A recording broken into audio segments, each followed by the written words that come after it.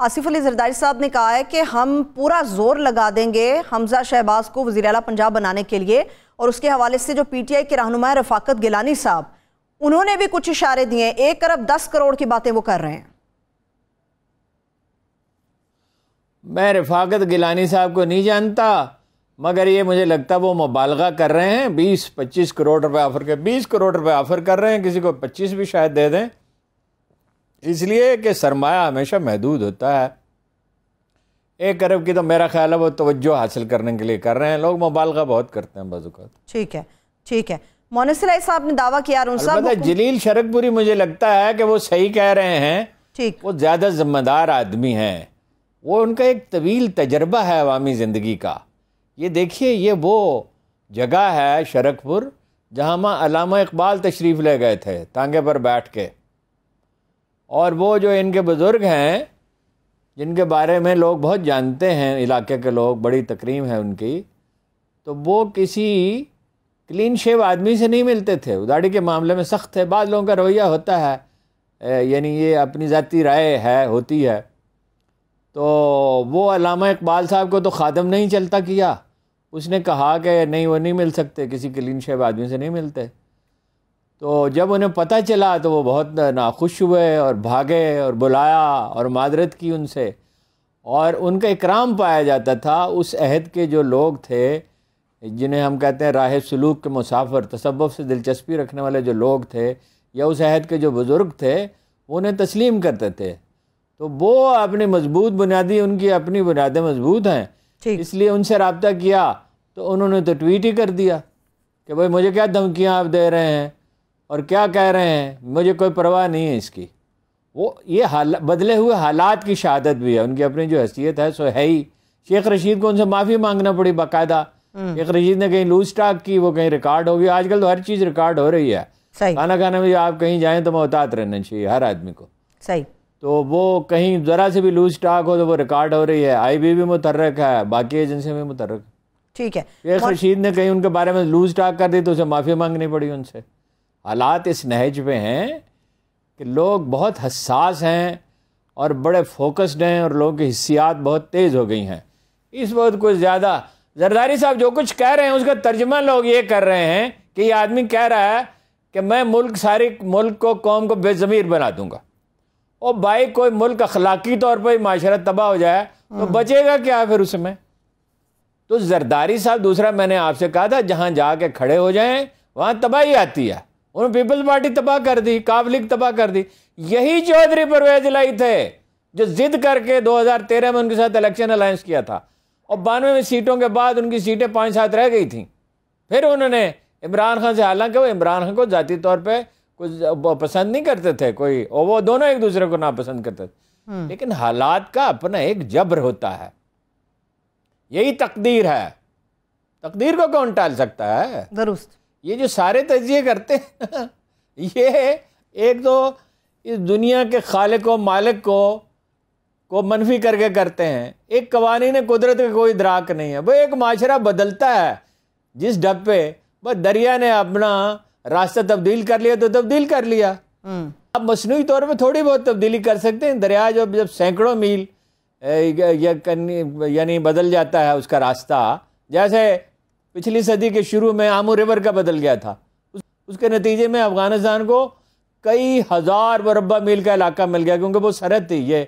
ये तय था अफ़गानिस्तान और सोवियत यूनियन के दरमियान, मॉस्को और काबुल के दरमियान, कि दरिया आमू ही हमेशा सरहद रहेगा। ठीक।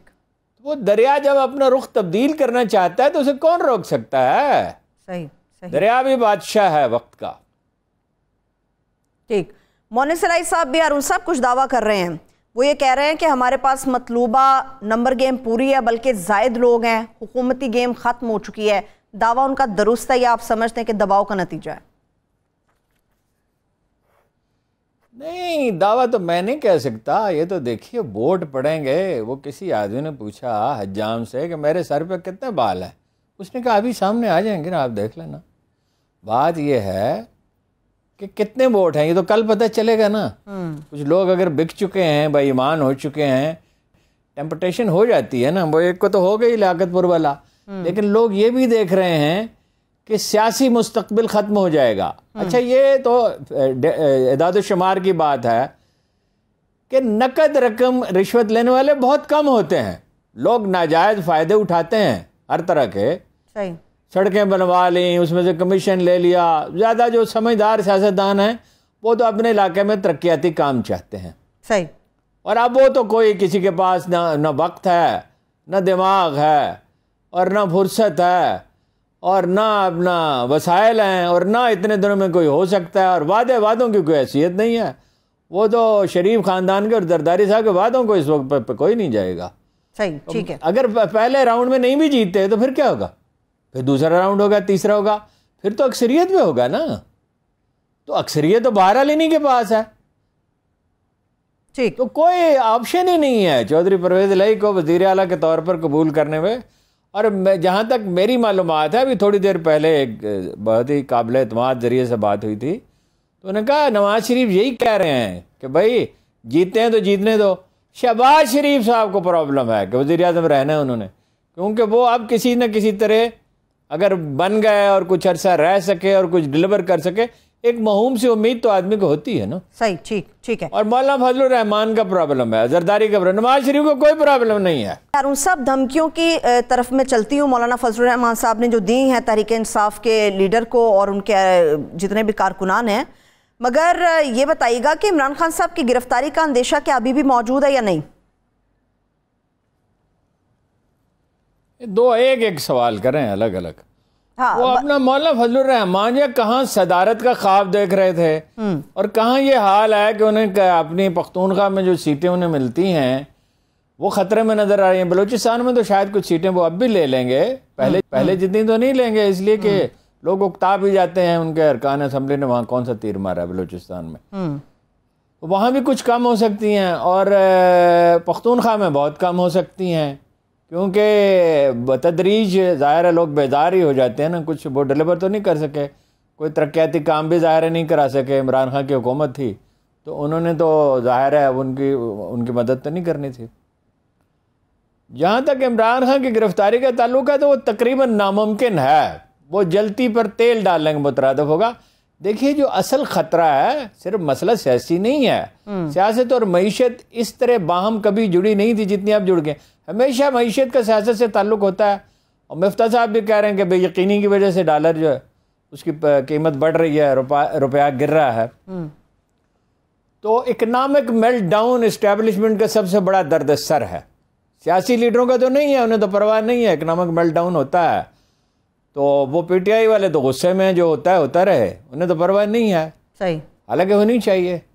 और रह गए अपना मौलाना फजलुर रहमान और जरदारी साहब और ना शरीफ खानदान, तो उनका तो रुपया तो बाहर है। मौलाना फजलुर रहमान का भी बाहर है, लोगों को पता नहीं है इसका। अच्छा। ये इस पर ब्रीफिंग एक दी थी जनरल मुशर्रफ ने अपनी काबीना को।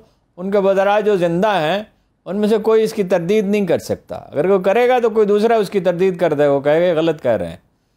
वो मुझे तो उनके बहुत ही जिम्मेदार एक मिनिस्टर थे, उन्होंने बताया था कि भाई वो उन्होंने कहा कि भाई इनके पैसे भी बाहर हैं, और वो पैसे जो हैं सबको पता है कि उन्होंने कहाँ से लिए थे, 3 मुल्कों से लिए थे। ठीक है, ठीक है। अरुण साहब, मौलाना साहब की बात कर रहे हैं, उनके लहजे में इतनी सख्ती और कड़वाहट क्यों है? उन्होंने पीटीआई के वोटर्स को पागल और अहमक कह दिया, नौजवानों को यूथिया कह दिया। बता तो दिया आपको, बता तो दिया। तशद्दुद का रास्ता इख्तियार करेंगे। सदर बनना चाहता था और अब वो उसकी असेंबली की रुकनीयत भी नहीं हासिल हो सकती जिसे, तो वो गुस्से में ना फ्रस्ट्रेशन का शिकार ना, तो और क्या, आपको बता तो दिया है। क्या तशद्दुद का रास्ता इख्तियार करेंगे मौलाना साहब?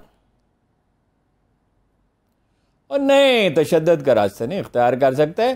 वो धमकी दे रहे हैं। जब आदमी बहुत कमज़ोर पड़ जाता है, या तो आदमी उस वक्त धमकी देता है जब वो बहुत ताकतवर हो और पुरअमन तरीके से और कानूनी तरीके से उसका मसला हल ना हो रहा हो, या उस वक्त धमकी देता है जब बहुत कमज़ोर हो।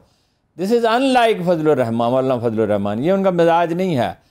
तो वो दिल में एक ख्वाब होता है ना, हमेशा आदमी शऊरी तौर पर नहीं कोई बात कर रहा होता, कभी कभी उसका जो लाशऊर में चीज़ें होती हैं, ज़हन की बहुत धुंधलके में जो चीज़ें होती हैं वो सामने आती है। ख्वाहिश तो उनकी है ना तालिबान की तरह उन्हें हुकूमत मिल जाए, उन्हीं का मकतब फ़िक्र है, उनसे रब्ता भी है। और वो समझते हैं कि इस तरह की धमकी देंगे तो शायद उसका कुछ असर भी हो। पाकिस्तानी माशरा तशद्दुद को गवारा नहीं करेगा। तो दूसरा, वो किसको धमका रहे हैं? पीटीआई के वर्करों को। तो पीटीआई के वर्कर तो ऑलरेडी मैदान में है। जो आदमी लंगोट पहनकर तालाब के किनारे खड़ा हुआ है, बल्कि उसमें डुबकी भी लगा चुका है, उसको आप पानी से क्या डराते हैं? ठीक है।